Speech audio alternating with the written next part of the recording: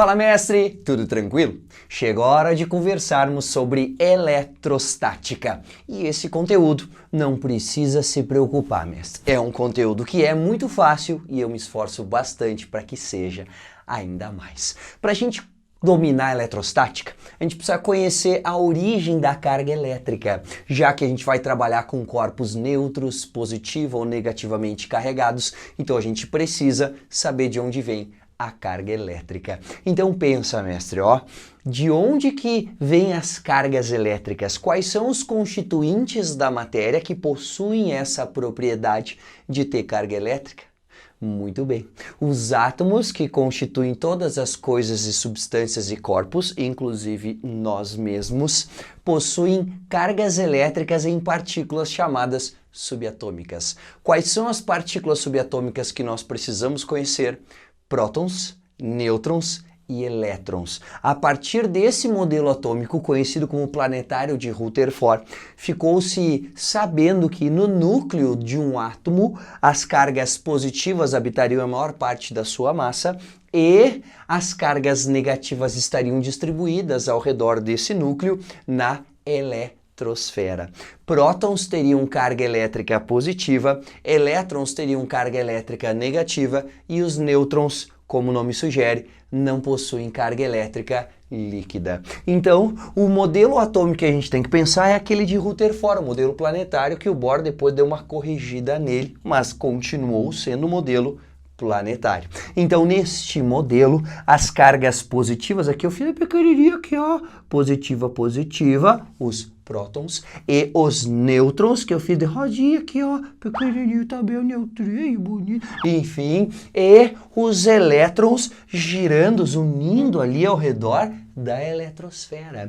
E cada um desses constituintes do átomo, dessas subpartículas, tem, ou partículas subatômicas, né, melhor dizendo, tem as suas propriedades. E quanto à carga elétrica, o próton tem uma unidade de carga elétrica e o elétron tem uma unidade de carga elétrica. Claro que o próton é positivo, enquanto o elétron é negativo. Mas esta carga elétrica de uma unidade em cada um deles, positiva no próton e negativa no elétron, é chamada de carga elementar, que é a menor carga encontrada na natureza, ou em um elétron ou em um próton com naturezas distintas. No elétron a carga é negativa e no próton a carga é positiva.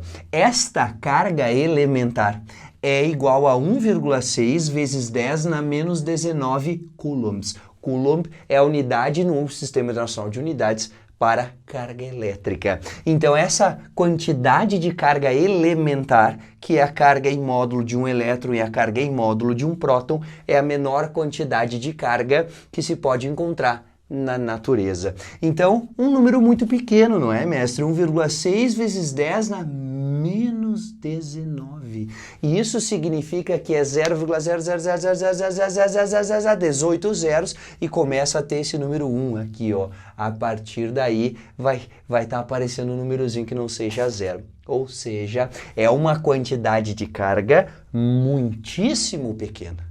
Portanto, é muito difícil de reunir uma carga da ordem de coulombs, já que a gente precisa de aproximadamente 10 na 19 elétrons para ter uma carga igual a 1,6 coulombs. Claro que este Ezinho representa E de elementary, que é a carga elétrica elementar de um próton ou de um elétron. Se representar a carga do próton, coloca o sinal positivo na frente. Se representar a carga elétrica do elétron, coloca o sinal negativo na frente. Agora vamos conversar sobre os corpos neutros, os corpos positivos e os negativos. O que eles têm de diferente? Um corpo neutro, assim como esse átomo, ele possui cargas elétricas, porém em quantidades iguais. Ou seja, o número de cargas elétricas positivas e o número de portadores de cargas elétricas negativas é igual. E isso significa que se a gente contabilizar a carga positiva e a carga negativa, ele acaba tendo uma carga líquida zero. Portanto, corpos neutros são aqueles que há prótons e elétrons, só que em uma mesma quantidade. Então, o número de cargas positivas, prótons, é igual ao número de cargas elétricas negativas, que a gente chama de elétrons. Os átomos, eles vêm de fábrica neutros, mas é possível ionizá-los, fazê-los perderem ou ganharem elétrons e aí tornarem-se íons, positiva ou negativamente carregados. Então vamos conversar sobre o que caracteriza um corpo agora positivo ou positivamente carregado, mestre. Este corpo positivo, ele possui uma carga líquida positiva. Não significa que ele não tenha nenhum número, nenhum elétron, nenhuma quantidade de carga negativa. Só que se a gente somar as cargas positivas e negativas, o balanço pende, né? Essa balança pende para o lado das positivas, porque o número de portadores de carga positiva que ele possui é maior que o número de portadores de carga negativa que ele possui. Portanto, um corpo positivamente eletrizado possui um número de prótons maior do que o número de elétrons. Só que agora eu quero que tu pense comigo, mestre. O que tem que acontecer para um corpo ou para os átomos desse corpo ficarem positivamente eletrizados? Isso mesmo, mestre. O átomo precisa perder elétrons. A partir de agora, mestre, na eletrostática, um átomo pode ganhar ou perder elétrons. Um corpo pode ganhar ou perder elétrons. Nunca prótons, porque o próton é muito mais interno ao núcleo, ao átomo, perdão. Então é mais difícil arrancar o próton do que o elétron. Portanto, se um corpo tem que ganhar ou perder um portador de carga para ficar positivo ou negativamente eletrizado, o número que vai mudar é sempre o número de elétrons. Então eu sei que o corpo está positivamente eletrizado quando o número de cargas positivas é maior do que o número de portadores de cargas negativas, e isso acontece porque o corpo perdeu elétrons ou perdeu carga negativa. Então vou escrever aqui do lado, ó, um corpo positivo, ele está positivo porque perdeu elétrons. Claro! Se ele perdeu elétrons, ele fica com menos elétrons do que na situação de neutralidade, e aí excede o número de prótons ao número de elétrons. Então ele tem prótons em excesso. Mas, professor, quando está em excesso é porque tem a mais, então não é verdade que ele ganha prótons. Perfeito, mestre, ele não ganha prótons, mas se a gente contabilizar o número de elétrons e o de prótons de um corpo positivamente carregado, a gente vai chegar à conclusão que o número de prótons excede o número de elétrons. E se excede o número de elétrons, tem prótons em excesso neste corpo. E agora fica fácil. Se eu sei qual é a característica, a característica do corpo neutro, a característica do corpo positivo, eu sei a do negativo também. Um corpo será negativamente eletrizado ou estará negativamente eletrizado quando tiver cargas elétricas negativas em excesso. E essas cargas elétricas negativas em excesso se originam pelo ganho de elétrons. Então, um corpo negativamente eletrizado possui um número de elétrons maior do que o número de prótons, ou é a mesma coisa dizer que este corpo tem um número de prótons menor do que o número de elétrons. Isso acontece não porque o corpo perde prótons, porque isso é muito difícil de fazer. O mais fácil, que é o que vai acontecer na eletrostática, nos processos de eletrização, é ganhar ou perder elétrons. Então, este corpo vai ganhar elétrons e ficará positivamente carregado. Então, eu vou escrever aqui um corpo é negativo porque ganhou elétrons. E para entendermos bem sobre os processos de eletrização, precisamos conversar sobre os 3 princípios que regem a eletrostática. Princípio da atração e repulsão. Com vocês, lei de Dufay. Dufay, Dufy, sei lá como é que é o nome, mestre, mas com certeza tu já tens bastante afinidade com o princípio de Dufay, Dufay, Dufy. Corpos carregados com cargas elétricas de mesmos sinais repelem-se mutuamente, enquanto que corpos carregados com cargas elétricas de sinais opostos se atraem. É aquele, os opostos se atraem, né, mestre? Na natureza, para cargas elétricas, isso é verdade. Então, cargas elétricas positivas repelem-se entre si, cargas elétricas negativas repelem-se entre si também, e cargas elétricas positivas e negativas atraem-se mutuamente. Positivas por negativas, negativas por positivas.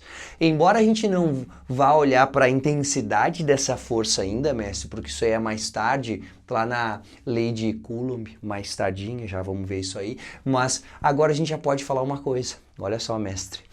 Se eu sei que essa é a força que a carga da direita faz sobre a carga da esquerda, e essa é a força que a carga da esquerda faz sobre a carga da direita, necessariamente essas duas forças têm módulos iguais. Independente da diferença entre os módulos das cargas elétricas que se atraem ou se repelem mutuamente, tens que lembrar, mestre, que estas forças vão obedecer à terceira lei de Newton. Elas têm que ter mesmo módulo, mesma direção, sentidos contrários, têm a mesma natureza e não necessariamente têm o mesmo resultado. Porém, necessariamente sim, tem mesmo módulo. Então, se a questão tentar pegar você, mestre, e dizer que a força que a carga maior faz sobre a carga menor é maior do que a força que a carga menor faz sobre a carga maior, essas forças têm que ter o mesmo módulo. Então, mesmo que essa carga da esquerda tenha um módulo muitas vezes maior, ou seja, a quantidade de carga dessa partícula é muito maior do que a quantidade de carga da partícula que está à direita, as forças entre essas duas partículas terão o mesmo módulo, porque essas forças formam, sim, paração e reação. Próximo princípio da eletrostática, princípio da conservação da carga, um dos principais pilares da ciência, princípio da conservação da carga. Quais são os outros? Eu sei que está te perguntando isso. Conservação da energia, conservação da massa, conservação do momento linear e agora o último que nós ainda não tínhamos visto, né, mestre? Os outros a gente já conversou um pouquinho sobre eles, é o princípio da conservação da carga. O que diz esse princípio da conservação? Basicamente o que se diz sobre qualquer princípio da conservação. A carga elétrica também não brota, a carga elétrica também não some. Ou seja, em um sistema isolado que não troca cargas elétricas com corpos que estejam fora desse sistema, a carga elétrica total ou somatória de cargas dos corpos todos permanece constante. Então quer dizer que independente do processo que tu realize com os corpos, se isso acontecer em um sistema isolado, se não está sendo contabilizado trocas externas com corpos que não estejam neste sistema isolado, a carga elétrica total deve se manter constante. Então eu tenho o corpo A aqui, vamos pensar que a quantidade de carga do corpo A nessa situação aqui é A, e a quantidade de carga do corpo B nessa situação aqui é B. Aí eu faço alguma coisa com esses dois corpos, mestre, qualquer coisa, encosta os dois, enfim, sei lá. Tu vais mexer com esses dois corpos e, se este for um sistema isolado, como eu circulei aqui pontilhadinho de vermelho, a soma das cargas dos dois corpos antes desse processo deve ser igual à soma das cargas desses dois corpos após esse processo. Professor, é claro, né? Não vai sumir a carga, se estava ali, continua estando, né? Isso, mestre, é isso aí mesmo. É um princípio da eletrostática, mas tu tá manjando, hein? Agora vamos conversar sobre a quantização da carga, que é o terceiro princípio da eletrostática. Há pouco vimos que a carga elétrica em excesso em um corpo é o que faz ele estar positivo ou negativamente carregado. E a quantidade de carga que o corpo tem, lê-se carga líquida do corpo, é referente às cargas que ele tem em excesso. Portanto, se um corpo tem 10 elétrons em excesso em relação aos prótons, significa que estão sobrando na conta 10 elétrons. Então, a carga elétrica deste corpo será a carga do total dos 10 elétrons em excesso em relação ao número de prótons. Moral da história: se a menor quantidade de carga que existe é a carga do elétron ou do próton, qualquer que seja a carga elétrica líquida de um corpo deverá ser múltipla inteira da carga de um elétron ou de um próton. Então, se o corpo, se a substância tem elétrons em excesso, a sua carga elétrica líquida será este número de elétrons em excesso vezes quanto é a carga de um elétron, que é aquele valor, mestre, da carga elementar. Se um corpo tiver cargas elétricas positivas em excesso, a sua carga líquida será o número de partículas positivas em excesso vezes a carga elementar, que é aquele Ezinho 1,6 vezes 10 na menos 19 coulombs. Então tem uma equação para a gente fazer conta caso a gente queira. A quantidade de carga de uma substância ou de um corpo carregado eletricamente será igual a mais ou menos, isso tem a ver com que partícula está em excesso, prótons em excesso mais, elétrons em excesso menos, o número de portadores de carga em excesso, que é quantos elétrons tem a mais do que prótons, ou quantos prótons tem a mais do que elétrons, vezes a carguinha elementar, que é aquele 1,6 vezes 10 na menos 19. Ô professor, mas se eu querer fazer uma regra de 3 ali, eu posso, hein? Eu posso dizer um próton está para 1,6 10 na 19, assim como x prótons está para x coulombs. Mas é claro, mestre, claro que pode usar a regra de 3, eu até prefiro que tu pense que é tão simples quanto uma regra de proporcionalidade direta, porque é por aí mesmo que acontece. Um corpo está carregado positivo ou negativamente porque ele recebeu ou perdeu elétrons, e em consequência disso, a sua carga líquida vai ser a diferença entre o número de prótons e elétrons vezes a carga elementar. Primeiro processo de eletrização. Eletrização por atrito, ou triboeletrização. O que é esse processo, mestre? Como o nome já diz, tu vais esfregar dois corpos para que eles passem de uma situação de neutralidade para carregados eletricamente. Então você vai precisar de dois corpos inicialmente neutros, isso é importantíssimo, mestre, os dois devem estar inicialmente neutros. E eles devem ser feitos de substâncias diferentes. Então, você vai precisar de dois corpos neutros feitos de substâncias diferentes. Vai fazer o que com os dois? Vai atritar, esfregar os dois. Então, a triboeletrização ou processo de eletrização por atrito ocorre quando pega-se dois corpos inicialmente neutros de materiais diferentes e esfrega no outro. E aí pensa comigo, mestre, entende o que acontece. Os dois corpos são feitos de átomos e os seus átomos na camada mais externa têm elétrons. Ao esfregar a superfície de um corpo no outro, esses corpos podem trocar elétrons. Então o que vai acontecer aqui, mestre, é que o elétron da camada mais externa desse bastão de vidro vai passar aqui para essa flanela de lã, e um elétron da flanela de lã pode passar para o bastão de vidro. Professor, mas se passar um elétron de cada um para o outro, a carga deles continua a mesma, ou seja, neutro? Perfeito, mestre. É por isso que os corpos devem ser feitos de substâncias diferentes, já que, sendo feitos de substâncias diferentes, têm eletronegatividades distintas. Então, há uma preferência, a lã gosta mais de elétrons do que o vidro. O vidro tem uma facilidade maior de abrir mãos dos seus elétrons do que a flanela de lã. Portanto, mestre, o que vai acontecer é que o número de elétrons trocado de um corpo para o outro, do outro para um, fica desigual.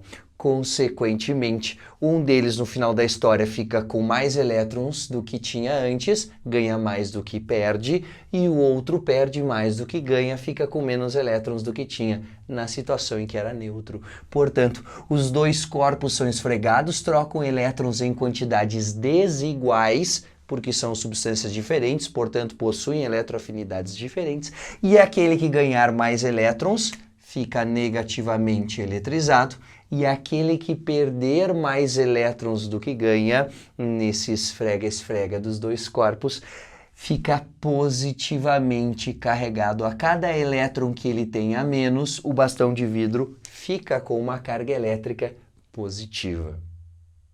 Então tu entendeu o que acontece. Os dois corpos esfregam, passa elétron de um para o outro, só que não em quantidade igual, já que os corpos têm afinidades eletrônicas diferentes por serem feitos de substâncias diferentes. Aquele corpo que ganhou mais elétrons do que perdeu, fica negativamente eletrizado, e aquele corpo que perdeu mais elétrons do que ganhou, fica positivamente eletrizado. Portanto, mestre, toma nota. Após o processo de eletrização por atrito, os dois corpos ficam com cargas decinais iguais ou diferentes, mestre? Ó, a flanela de lã recebeu mais elétrons do que perdeu, então ficou negativamente eletrizada. O bastão de vidro perdeu mais elétrons do que ganhou, então se ele perdeu, no final das contas, mais elétrons do que ganhou, ele ficou positivamente eletrizado. Então, um é negativo, o outro é positivo. Então, são cargas decinais diferentes.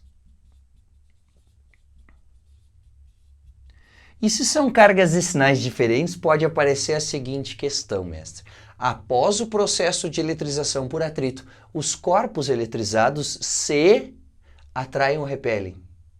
Claro, se eles têm cargas decinais diferentes, um é positivo, outro é negativo, consequentemente eles se atrairão. Então, após o processo de eletrização por atrito, os corpos por atrito eletrizados entre si se atraem.